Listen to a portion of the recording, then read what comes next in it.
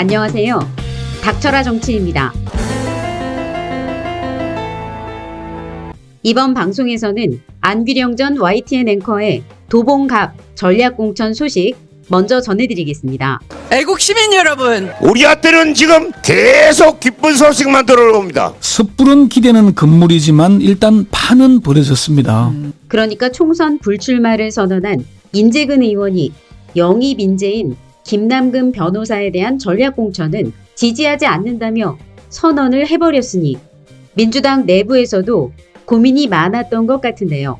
민주당이 흔들리면 민주주의가 얼마나 어려워지고 당원들이 얼마나 고통받는지 너무 잘 압니다. 그래서 우리는 반드시 승리할 것입니다. 그러나 이젠 김어준의 뉴스공장이나 이동형 TV에선 안규령 앵커를 볼 수는 없겠지만 국민의힘 김재섭 후보가 아주 당황할 것 같은 상황이 벌어지게 되며 국회에서 꼭 이재명 대표를 돕는 국회의원이 돼서 윤석열 정부를 심판하는 데 일조했으면 하는 바람들이 이어지고 있습니다. 국민들은 이게 나라냐라고 탄식하고 있습니다. 이런 후진국적 상황이 그냥 만들어지는데 두 손 놓고 할 수 없는 거구나. 권력은 힘이 세니까 어쩔 수 없구나. 이러고 쳐다보는 무력감을 느끼게 되는 이 사회 전반의 이 분위기를 어찌할 것이냐. 이 정도로 대한민국이 전 세계적인 망신을 당한 적이 있었는지 참담한 마음이 가득합니다. 이런 나라는 이건 나라가 아니야. 아니, 저는 진짜 너무 참담해서 눈물이 날 것 같아요. 어떻게 우리나라가 이 정도까지 갑니까? 검찰은 계속 공격해 오는데 봐보세요. 핵폭탄으로 막을 수 있었어. ICBM으로 막을 수 있었어. 미사일로 막을 수 있었어. 대포로 막을 수 있었어. 소총으로 막을 수 있었어요. 그리고 윤석열 정부 들어 난데없이 친일파 커밍아웃이 이어지고 3.1절이 친일절로 둔갑되고 일본에 무한 퍼주기하고 항일 독립 영웅 홍범도 장군 흉상 철거하는 것을 보며 이러다가 독도마저 일본에 내주지 않을까 걱정했는데 독도를 포기하겠다. 일본은 끊임없이 독도가 자기네 땅이라고 우깁니다. 그런데 말입니다. 어찌된 일인지 대한민국 국방부가 펴낸 정신교육 교재에 한반도 그 지도에 독도가 빠져 있습니다. 단순 실수나 착오라고 치부하기도 불가능한 우발적인 일이 한 번의 실수가 아닙니다. 역대 정부에서도 간혹 문제가 발생했지만 이 정도까지는 아니었습니다. 그리고 아니 이렇게 우리가 정말 가습기 살균제도 10년 넘게 쌓여가지고 겨우 입증해서 청구했지만 아무도 책임 안 집니다. 그런데 이 후쿠시마 오염수 관련해서 내가 어떤 피해를 봤어. 그거를 겨우겨우 어렵게 입증을 했다 한들 어디에 청구하면 누가 책임집니까? 대통령실과 김건희, 윤석열은 전혀 문제의식이 있다고 생각하지 않을 것 같아요. 그냥 대한민국 국민과 대한민국 자체를 좀 매우 우습게 보는 것 같습니다. 그런데 그런 말이 있어요. 모든 민주주의는 자기 수준에 맞는 정부를 가진다. 민주주의를 하는 나라에서는 모든 정부가 그 민주주의의 수준을 보여준다는 거예요. 민주주의 국가에서 외교는 국민들을 대변해야 돼요. 주권자가 누구예요? 국민이잖아요. 한술 더 떠서 막 홍보하고 반대하는 사람들 막 억압하고 하니까 국민들이 정말 이 까무라칠 지경인 거예요. 그렇기 때문에 이들은 국민이 우스워요. 왜냐? 그동안 이 최은순 관련해서도 여러 가지 범죄 다 지나갔죠. 그리고 김건희 주가 조작, 학력 조작, 그다음에 땅 조작, 도로 조작 이제는 그런 것까지 나온 상황들 다 그냥 지나갔습니다. 윤석열 정부는 2022년의 대한민국 민주주의의 수준을 보여준 사건이에요. 지금 대북정책, 독도로 분쟁 지역이라고 국방부 장관이 얘기하는 이 모든 것들은 그 수준이 어떤 수준인지를 명백하게 드러내주는 과정이에요. 사실은 엄밀히 말하면 보수 이념도 아니에요. 보수 인사들이 대개 보면 어쨌든 국가를 중시하고 이렇단 말이에요. 국가 정체성. 그런데 거기에 보면 이제 거슬러 올라가면 사실은 독립 영웅도 보수에서는 굉장히 중요하게 생각을 해요. 많은 분, 특히 연세 드신 분들은 더 하세요.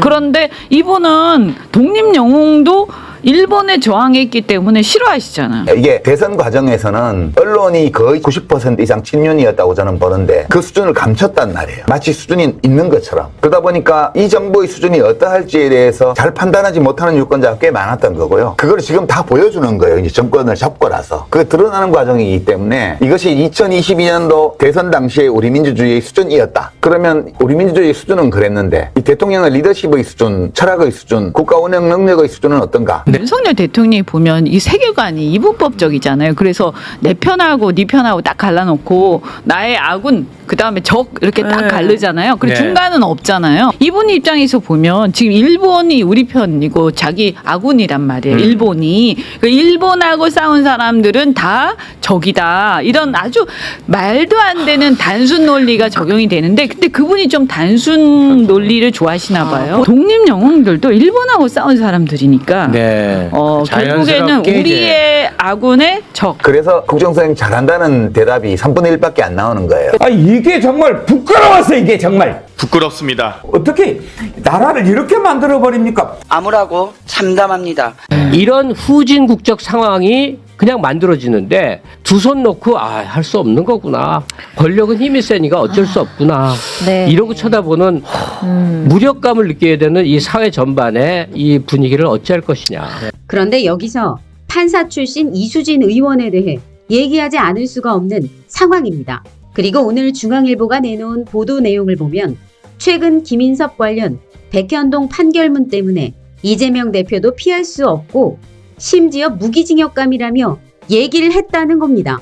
이수진 판사 있어요. 저는 4년 전 천직이라 여겼던 법관직을 내려놓고 오로지 사법개혁을 입법부에서 이루고자 민주당에 입당했다. 당의 절실한 요청을 받고 낙선까지 각오하고 지라는 동작을, 그러니까 동작을 해 나가면 진다는 거죠. 지라는 동작을 해 나가서 싸워가지고 나경원 후보를 꺾고 12년 만에 민주당을 승리로 이끌었다. 그런데 지금 뭐 굉장히 민주당이 위태로워지고 있고 이대로라면 버티는 게 의미가 없다. 그래서 탈당한다. 뭐 이런 등등의 얘기를 합니다.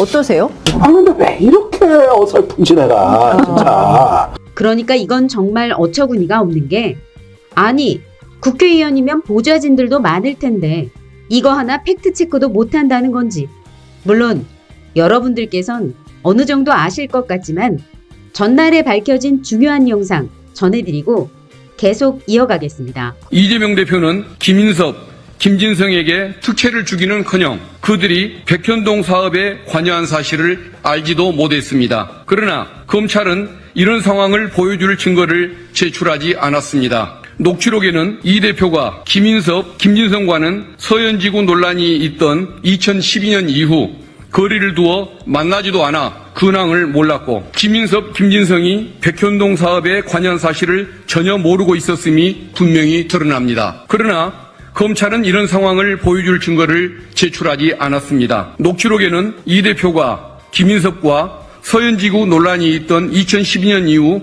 만나지도 연락도 하지 않았으며 서현지구 문제 때문에 가까이 가면 문제가 될까 안 했다는 내용이 담겨 있습니다. 이런 명백한 증거를 숨긴 채 피고인에게 불리한 내용만 골라서 이재명 대표를 범죄자인 것처럼 낙인 찍고 구속까지 하려 했던 것입니다. 그러니까 이건 뭐 이재명 대표가 이끄는 공천 시스템이 완전히 대박이라는 건데 이수진 의원 정말 실망입니다. 그래서 그런지 이수진 의원을 향해 정말이지 다시는 정치판으로 들어오지 말고 완전히 사라지길 바란다는 비판들이 이어지고 있습니다. 저는 죄송한 말씀입니다만은 이수진 의원이건 아니면은 누구든 간에 정치하는 분들이 대체로 자기 직역이나 자기 분야에서 일정한 성과 업적을 가진 분들이 정치로 들어오시는 분들이 많아요. 근데 그럴 수 있어. 근데 정치를 하면서는 태도가 바뀌어야 된다고 생각합니다. 여전히 엘리트주의에 찌들어서 내가 니들을 위해서 뭘 해줬지라고 하는 생각을 갖고 있는 사람들은 정치하면 안 된다고 생각을 하거든요.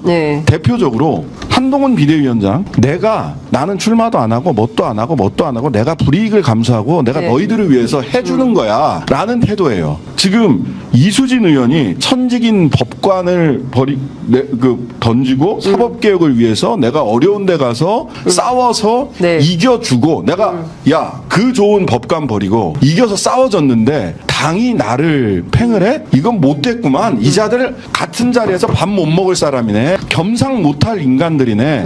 그러면서 또 하나 덧붙였어요. 제가 보니까 백현동 재판 내가 판사 출신으로서 판결문 보니까 쪽팔림에도 불구하고 내가 디펜스 해줬는데 이재명 너 가만히 있어봐. 내가 가만히 안 있을 거야 라고 협박도 해요. 이런 분들은 정치 안 하는 게 맞습니다. 이건 이수진 개인에 대해서 하는 얘기가 아니에요. 엘리트주의에서 천상계에서 아이고 저 정치하는 것들 내가 가서 내가 니들 위해서 내가 한 수 해줄게 라는 태도를 가진 사람들은 정치하면 안 돼요. 그래서 국민들이 전합니다. 우리 대표님이 무너지면 우리 다 무너져. 절대로 힘내어요. 우리가 있어요. 우리가 있어요. 우리가.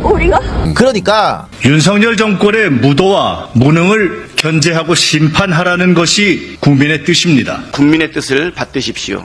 그리고 한동훈 위원장의 얘기를 잠시 해보자면 아주 가관인 게 김건희 집사 노릇을 해가면서 검사장 자리는 물론 정권 교체 이후 장관 자리까지 이어 국민의힘 비대위원장 자리까지 차지해버린 한동훈이 민주당 공천 과정을 조롱하며 이재명 대표의 사심이 가득한 공천이라느니 친명 공천이라느니 하며 아주 황당한 발언들을 쏟아내 화제를 모으고 있습니다. 하지만 OECD 꼴찌 수준의 우리나라 언론에서 아무런 근거 없이 비명, 반명이라고 운운했던 고민정, 최인호, 이소영, 조항기, 전재수, 박재호 의원 등이 단수 공천을 그리고 염태영 전 수원시장이 전략 공천을 받은 것을 한동훈 위원장은 대체 뭐라고 답할까요? 국민을 얼마나 우습게 알면 이렇게 뻔뻔하게 거짓말할 수 있습니까? 저 사람이 지금 권력의 백을 믿고 형님 찬스를 믿고 저기 나가서 저러고 있는데 저렇게 하는 건 근본 그게 안 돼 있는 거죠. 저건 너무나 교만한 행동이에요. 저렇게 교만한 자가 다 있어. 응? 네, 정상의 범위를 훨씬 벗어난 뽕입니다. 이거 어떡하죠? 이런 거 못 고칩니까? 못 고쳐요. 게다가 또 친명 공천을 받았다는 대장동 변호사 2명은 상당히 어려운 경선을 해야 하는 상황인데 그러니까 이게 한동훈이 말한 친명 공천이냐는 거죠. 나 근데 한동훈 장관 왜 이렇게 항상 턱을 이렇게 치켜들어요? 습관이야? 한동훈이 혼자서 즐기는 자기만의 뽕이 있어요. 우쭈쭈 뽕이라고. 그래서 우쭈쭈쭈 해주면 그냥 얼굴이 막 이제 하늘을 턱을 좀 쳐들고 좋아가지고 해. 그런데 아주 어처구니가 없습니다. 아휴 얼마나 우쭈쭈를 주변에서 안 줬으면 어렸을 때. 그리고 또 오늘은 국힘 당사 앞에서 삭발식도 있었는데 하지만 이런 내용들을 언론들이 아주 꽁꽁 숨겨두니 우리나라 언론 정말 문제 중에 문제입니다. 그럼 이수진 의원이 꺼낸 백현동 사건은 영장이 기각됐던 사유에도 나왔지만 전혀 문제가 없었다는 건데 이와 관련해 이재명 대표를 지켜내고 이번 국회에 반드시 입성해야 될 조상우 변호사의 간단한 해설. 처음에 백현동의 의혹을 제기할 때는 뭘로 고발을 했냐면 이른바 4단계 종상향이라고 해서 원래 자연녹지 지역인데 근데 업자들로부터 로비를 받아서 4단계 종상향 그러니까 이 준주거지역 파격적으로 용도 변경을 해줬기 때문에 의혹이 있다라고 제기를 했는데 그건 말이 안 되거든요. 시점을 보면 그 4단계 종상향이 이뤄진 시점이 기재부가 땅을 소유하고 있을 때입니다. 특혜를 줬다면 기재부한테 특혜를 준 거예요. 그러니까 결국에는 어떻게라도 팔아가지고 그 비용을 충당해서 그 비용을 가지고 이전 비용을 마련해야 되는 상황이어서 이 땅을 팔아먹기 좋게 집 짓는 아파트 지을 수 있는 땅으로 바꿔달라는 게 그 기재부의 요지였거든요. 그래서 절충점을 찾은 게 그건 아파트도 짓고 R&D 부지도 확보할 수 있는 그것으로 지정을 하려면 준주거 지역 외에는 방법이 없습니다. 그래서 준주거 지역으로 정해진 거예요. 그때 이재명 상임시장이 뭐라고 하냐면 너네들 이 정도 종상이 벌어졌으니 이득을 볼 거 아니냐. 그렇지. 그러니까 공공기여를 해라. 그래가지고 거기서 또 땅을 뺐습니다. 그래. 그게 이제 이러면 R&D 부지를 기부채로 받는 거예요.